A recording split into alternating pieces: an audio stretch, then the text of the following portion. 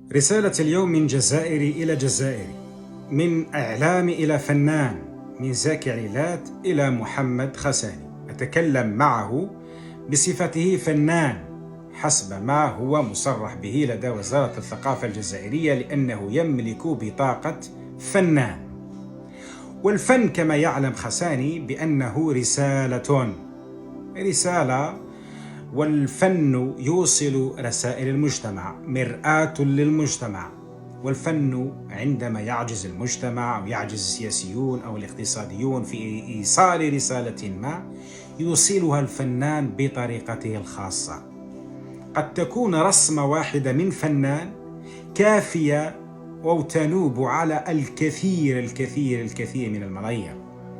5 دقائق غناء مثلا قد تكون كفيلة أو بديلة عن أمور أخرى، وحتى في المسرح وحتى في الأفلام وحتى في المسلسلات وغيرها من أشكال الفن. أنا أموري ليست جيدة جدا مع الفن، ولكن أعلم بأن الفن هو مرآة المجتمع، وهو رسالة يوصلها هؤلاء إلى المجتمع وتكون بليغة. لذلك الفن سريع في شهرته، وتستطيع أن تكون مشهورا في الفن أكثر بكثير من أن تكون مشهورا في أمور أخرى. هذه الأمور نتركها جانبا. أنا استفزني يا محمد خساني أنك ترقص لمغربي في فيديو في كليب وغيرها. استفزتني بشكل كبير، خاصة وأنت من جنس رجل. أنك ترقص، لو كنت ربما أديت مهمة أخرى قد يكون مقبولا. ترقص في حضرة مغربي يقف فوق 10 كراسي أو غير ذلك، يقف في العرش في المملكة. يا محمد خساني، أوصل بك رسالة أنه في العرش في المملكة، هم الإمبراطورية، هم السلطنة. وأنت يا محمد خساني الذي تمثل الجزائر، أنت مجرد راقص، مجرد كذا. ولا شوف، مهما حاولت يا محمد خساني أن تبرر فعلتك فلن تقنع أحدا، لأنك في نهاية المطاف مارست رقصا، مارست شطحة تحت أنظاري ومسمعي وغنائي المغربي الذي أوصل بك رسائل كبيرة. والفن مثل السياسة، ما فيش مجال للصدفة، كل شيء مركب، وأنت تعرف السيناريو، تعرف الأفكار، تعرف لغة الصورة، تعرف لغة حتى الحركات، كل شيء مدروس.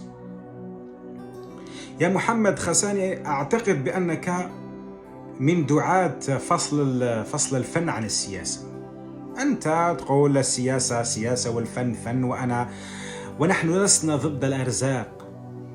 ضد الأرزاق، أنت تسترزق من تشاء، ولسنا ضد حركة الشعوب فيما بين، هذا شيء طبيعي وشيء عادي جدا. ولكن دعني أقول لك محمد خساني، باسم الفن هم الكسكس الآن يقول لك جزائري، الزليج الجزائري يقول لك مغربي، السباغيطي الجزائري يقول لك مغربي، كل شيء يا محمد هذا تراث جزائري، هذا فن جزائري. حتى الراي يا محمد خساني وقيل عنه أنه مغربي.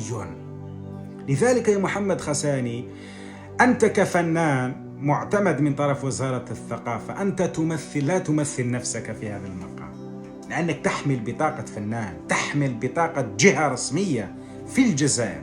لذلك يجب أن تكون كل تصرفاتك مدروس، خاصة مع المغرب الذي ما زال لحد الساعة يعاملنا كأعداء للأسف الشديد، ونحن نخوض حربا معهم، حربا إعلامية أكيد من هذه الأبواب، سواء كانت فنية، سياسية، اقتصادية وغيرها.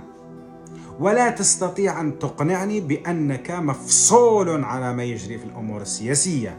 لماذا لا يفصلون هم بين السياسة والفن، والسياسة والثقافة، السياسة والاقتصاد؟ لماذا لا يفصلون ويخلطون كل شيء فيما بينه؟ عندما تصل إليك وإلينا نصبح لا، أنا شغلي شاغل وأموري وما أمور السياسة بيناتهم، والفوق مثل ما يتكلم البعض. لا يا حبيبي، المبدأ قبل المال، والموقف قبل أرزاق. أنت عندك موقف اليوم، من أرزاق رزقك سيأتيك. هل يعني لما تضيع عمل مثلا في المغرب وترقص خلاص انقطع رزقك؟ لا أكيد، بالعكس ستزداد، وأنت جمهورك في نهاية المطاف هو الجمهور الجزائري وليس الجمهور المغربي. والجمهور الجزائري قد تكون يعني فنان عالمي، هذا طموح كبير وعادي جدا، ولكن ليس بهذا الأسلوب. مامي دخل العالمية ليس لأنه رقص أمام مغربي أو أمام أي حضرة أي شخص، وغيرهم من الفنانين وإيدير وغيرهم. وأنت تعرف ماذا جرى لبعض الفنانين الجزائريين الذين حاولوا الارتماء في حضن المخزن، يعني إلا إذا أردت أن تخسر شعبك وتخسر جمهورك الذي هو لديه الفضل في أنه نالك ما نالك من شهرة ومن إعجاب، وأصبحت تحصد الملايين من الشهرة. لذلك محمد خساني اليوم بصراحة وأوجه لك رسالة مباشرة بأن المطلوب منك اعتذار، على الأقل اعتذار للشعب الجزائري وليس تبرير، اعتذار وليس تبرير.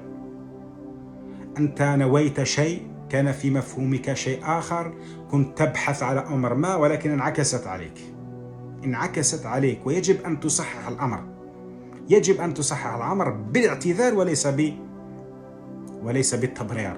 وأنا كنت حاب هذه ما كنتوش فاهمين هذه الأمور، نعرفوها أستاذ محمد، يا محمد نعرفوها هذه الأمور. لذلك المطلوب منك، لأنه أنت موجه لك اليوم موجة من التذمر من الكثير من الجزائريين. أكتفي ب6 دقائق و53 ثانية.